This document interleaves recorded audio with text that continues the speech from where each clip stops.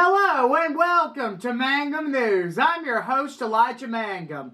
This week we'll be discussing thousands dead in an earthquake in Turkey and Syria, President Joe Biden delivering this year's State of the Union address, new sequels announced during Disney's investor call, one arrested in Richland after a meth investigation, a fourth grade class lobbying for a state fruit, two mysterious flying objects shot down by the U.S., Super Bowl 57, my weekly weather report, and my exclusive interview with WLBT sports director Patrick Johnstone. Without further ado, let's begin.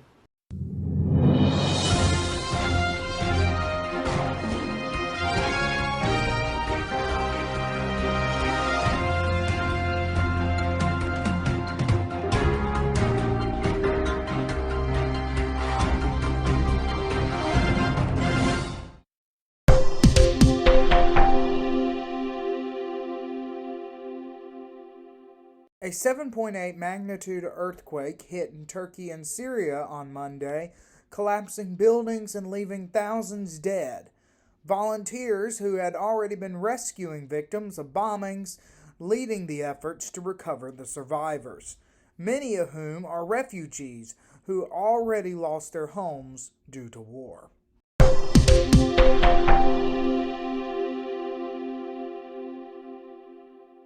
I've never been more optimistic about our future. President Joe Biden delivered his 2023 State of the Union address on Tuesday evening to a joint session of Congress.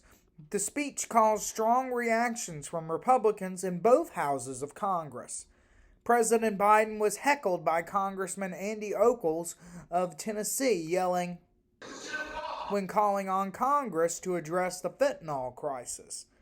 Georgia Congresswoman Marjorie Taylor Greene called the president a liar after claiming some Republicans were advocating for cuts in Social Security and Medicare. He also garnered criticism for focusing less on China, the border, and crime. However, both sides of the aisle applauded the recognition of Tyree Nichols' parents who were in attendance. Faith of God, she said her son was, quote, a beautiful soul. And something good will come of this. Following the address, newly elected governor of Arkansas, Sarah Huckabee Sanders, gave the Republican response. The dividing line in America is no longer between right or left. The choice is between normal or crazy.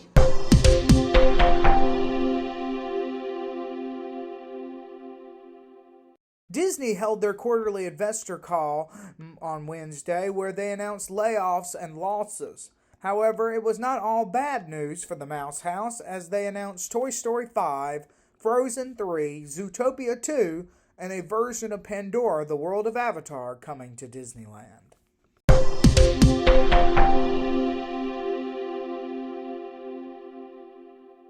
An arrest was made after a months-long investigation into a house in Richland where methamphetamine was being distributed.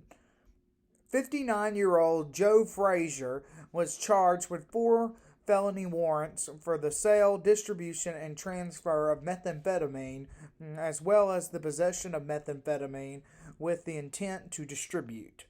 Frazier's bond is set at $500,000 and could result in nearly 50 years in prison.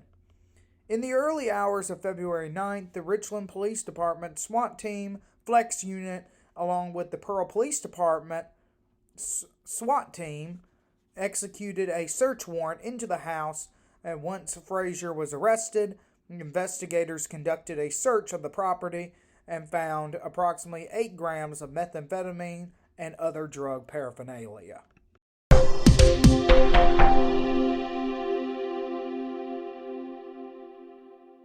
A group of 4th graders at Mansdale Elementary School are making history as they lobby to make the blueberry the state fruit.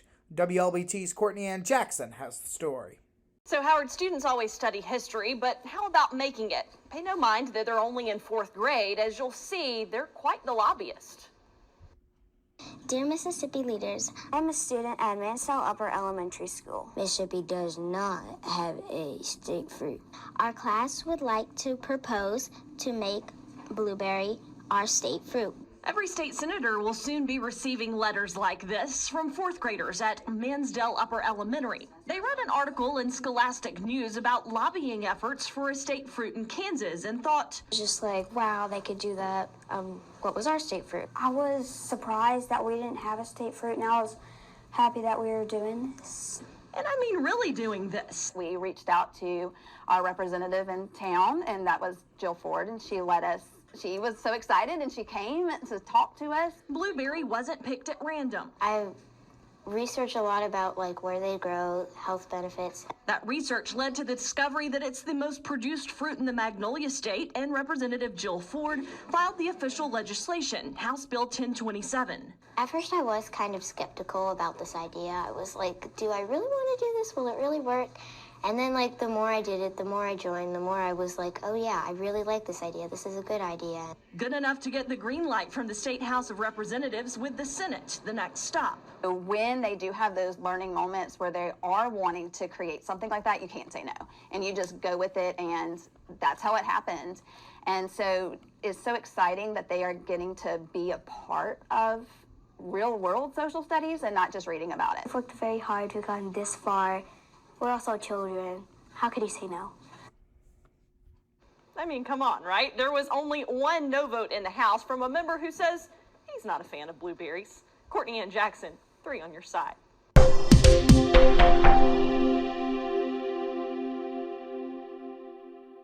On Friday, a flying object was discovered over Alaska and was shot down by the U.S. Air Force into the Beaufort Sea. According to the Department of Defense, the object was the size of a small car and was flying northeast at 40,000 feet. Another flying object was discovered and also shot down on Saturday in the Yukon Territory.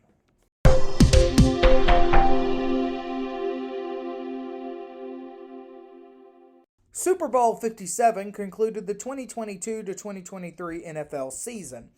The Kansas City Chiefs defeated the Philadelphia Eagles 38-35. This is the second victory for the Chiefs in 4 years since their last victory in 2020, both of which had Patrick Mahomes as quarterback.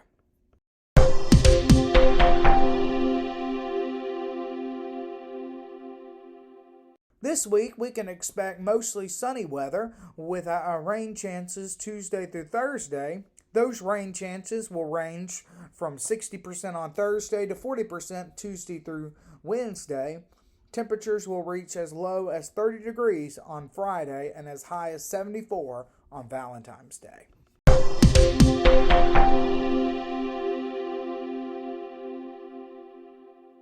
So can you describe a little bit about your career so far, your career journey, like your education and your motivations and stuff like that?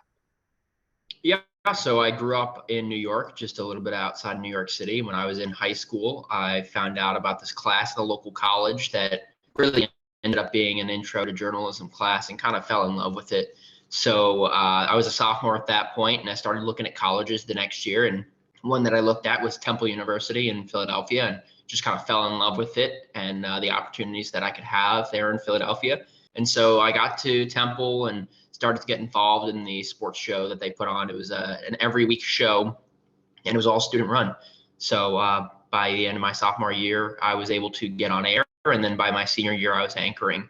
So that was a great opportunity. And really, that's where I learned how to do everything that I do now. And then after graduation, I interned with the New York Islanders, the hockey team in the NHL. And that was more behind the scenes. So I worked really just on shooting and editing video. And that really helped me a lot because it helped me get better at what I need to do every day as in my job now and in my roles that I've had before this. And after I interned for the Islanders, I actually got my first job in the industry back in 2018. I started working at KNOP. It is a very small station in North Platte, Nebraska. And I actually started as a news reporter, but very quickly a sports position opened up, so I took that over. And then about a year later, our sports director job opened up, and I took that over. And then I was there for a year, and then my contract was ending, so I went back to news, actually. I was in Corpus Christi, Texas at KRIS, and I was a news reporter for pretty much the whole 2 years that I was there. I did a little bit of sports, covered some state baseball, some high school football games. So that was a lot of fun. And then I found out about this job here in Jackson. So I got here in December. I'm currently the sports director, and it's only been 2 months, but I've really had a lot of great opportunities so far in the short time that I've been here in Jackson. Can you kind of tell us, sports director is sort of a more unique position than those I've interviewed so far. Can you tell us a little bit about what the day in the life of a sports director is? Yeah. So the beauty of this job is that any day could really be different. So it really just depends on games that we have in the area, any stories that we have set up. But basically what I try to do is I try to have a story for myself or my sports reporter, Casey Thomas, to go out and shoot during the day. And then whatever games that we have to cover, I have to make sure that we know what's going on. And if we're going to send someone to cover them, they know who it is and what time it is and how we're going to work it into the show. And then, so basically, once I get into work, we have our meeting at 2:00. That is for the whole newsroom. So news personnel talk about what they've got going on. We talk about the weather, and then they ask me what I've got going on. I let them know. Then I sit down on my computer and I start building out what the sports segment is going to look like in our shows. We have 3 shows that sports does during the week. We have our 6:00, our 10:00 on WLBT, and then 9:30 on Fox 40. And so I've got a certain amount of time to fill, and I got to figure out how I want to do that. So a lot of times in the 6:00, we'll do some quick segments, kind of looking ahead to what's going on that night, whether it's games or a story that we're going to be running later in the evening. And then if we have to go out and shoot highlights for games, a lot of times when teams like Ole Miss and Mississippi State are playing, they're going to be on TV. So we're going to record those games and we're going to play those later in the game. And then just kind of making sure everything's ready to go by the time we have to go to air. Can you tell us a little bit about, of course, you've only been here 2 months, and feel free to include some from Jackson, but throughout your career so far, what are the most memorable sports stories you've ever covered? So when I was an intern with the New York Islanders, just going to hockey games, I was a lot of times during the games, we would just shoot fan reactions to goals, and we'd shoot stuff in intermissions. And so like just I went to pretty much every home game that year for the Islanders. That was incredible. Then when I was out in Nebraska, I got to go to a Husker football game, actually a road game when they played Colorado. That was an overtime game-winning touchdown by Colorado, which was really super cool. And then when I was in Texas, I got to cover 2 state baseball championships. And then here, I've already had the opportunity to go to 2 bowl games. So I went to the Jackson State Bowl game my first weekend that I worked. And then I got to go to the Mississippi State Bowl game. So I've had a lot of cool opportunities across my several years in the career. And just based on what I've had the opportunity to do so far here, I'm anticipating a lot more in my tenure in Jackson. And one thing that I think is interesting that I've always wondered about sports, positions in journalism is in traditional, regular journalism. I know since you've done news, you know this very well, that there's a big commitment about trying to be objective in your presentation. With sports, it seems like, at least in the Jackson area, someone who has seen a lot of news around here, that it's a little bit more laxed in this sense. Can you tell us a little bit about objectivity in sports journalism and how that differs from regular news journalism? Yeah, it's an interesting question because there's kind of a line that you have to toe when you're a sports journalist, because obviously if I'm covering a Jackson State game, I want them to win because they're a team that's local to us. And when they do better, it's more fun for the whole community. But I can't be on the sidelines cheering for the team when they do well, because that's not what I'm there for. I'm there to report on the game and say they're playing Alcorn State, which is also kind of in our area. People that are there to see Alcorn don't want to see me cheering for that. And it kind of goes the same with high school sports. Obviously, I want all our local teams to do well, but a lot of times those teams will play each other. So if it's Brandon against Clinton, like the state soccer championship, I can't be cheering for one team or the other. I can't say I want one team to win over the other, because that's not fair to the people of the other team that are watching me. And I've got to be as objective as possible. And of course, with local teams, especially high school, if I'm going to a game and I'm shooting highlights, I try to shoot even for both teams. So even if it's a kind of a blowout in one direction, I know people want to see their team, want to see their kids on TV. So I try to make it as even as possible. And say if I have 5 clips in a highlight, okay, maybe that extra one will go to the team that won. But yeah, I like to keep them as even as possible, because if you're watching and you care about one team and I'm just rooting for one team or I'm showing the other team, you're not going to enjoy that and you're not going to want to come watch me.